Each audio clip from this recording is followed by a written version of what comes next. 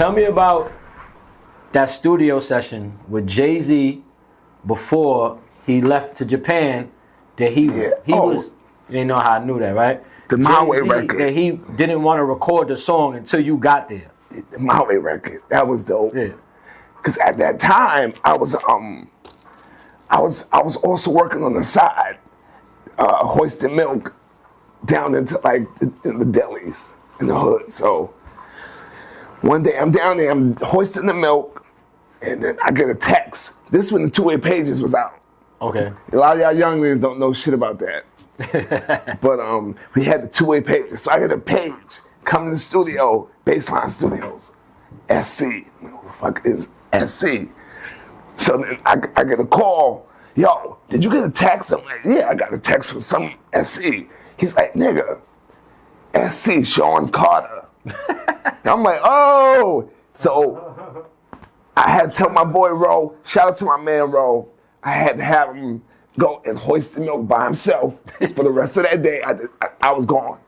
Went up to Baseline, and for a young kid to come up there, it's an experience. It's like, yo, the shit that she was doing in the basement made it to the right ears where one call can change your life overnight. And I'm like, I'm so crazy, I'm so green to this that when I get there, I get to the front entrance, I'm like, yo, I'm here to see Jay-Z.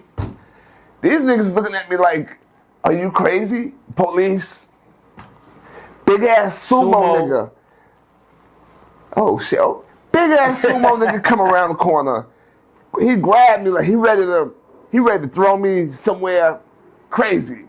And the person that told him nigga, yo, put me down was Hov. And that was like, wow, like that was the experience. I'm like, something you wouldn't expect. But it was real cool to meet Hov and get in the studio with him.